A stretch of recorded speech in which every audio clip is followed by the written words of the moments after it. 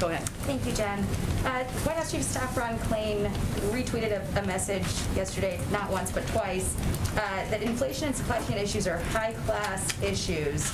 But some of the sharpest price increases over the last month included products that every American buys: beef products, chicken, eggs, regular unleaded gasoline, laundry equipment, furniture, clothing, the list goes on. Why would Ron Klain tweet that, and would you agree that that's a little bit tone deaf? Do you think 2 tweets means more? I'm just curious.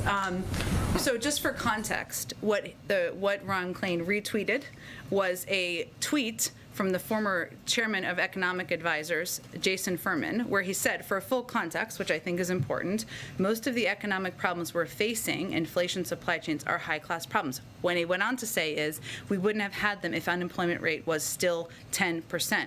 We would instead have had a much worse problem. So I think the point here is, well, there are some critics who are saying, what some of these critics are saying is, we don't know if they're saying that what they thought was great was when the unemployment rate was double what it is today, or when people were locked in their homes and therefore gas prices were lower. We're at this point because the unemployment rate has come down and been cut in half, because people are buying more goods, because people are traveling, and because demand is up, and because the economy is turning back on. So Jason Furman, of course, is more than capable of speaking or tweeting for himself, obviously, and providing any additional context. But what the point is here is that we are at this point because we've made progress in the economy. And what would be worse, in our view, is if the unemployment rate was at 10%, people were out of work, hundreds of thousands of people were still dying of COVID, and people weren't able to lose their homes. So that's the full context. And that's a much more eloquent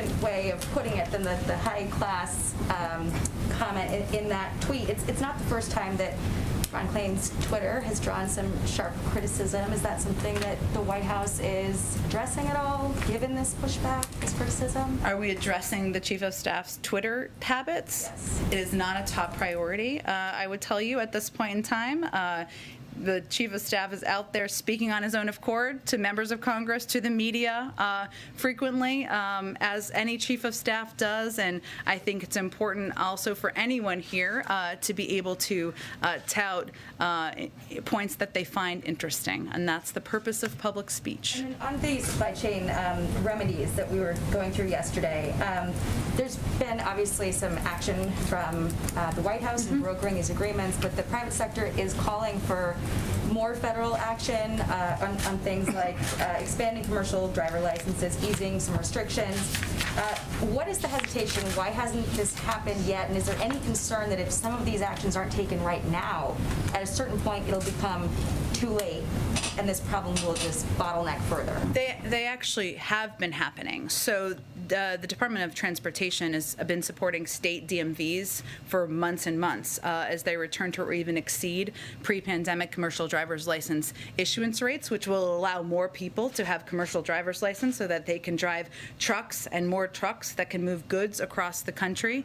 And so in 2021, an average of 50,000 commercial driver's licenses and learner's permits were issued each month, which is 14% higher than the 2019 monthly average and 60% higher than the 2020 monthly average. The other thing that the Department of Transportation has been doing is expanding hours of service exemptions for truck drivers during the pandemic to support the flow of emergency goods and assistance for some supply chains. So that's another step. We also, and so the point is, we've been working on these pieces.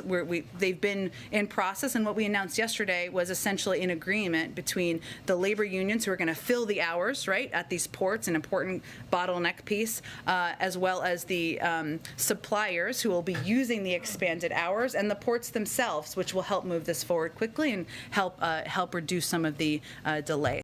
Go ahead.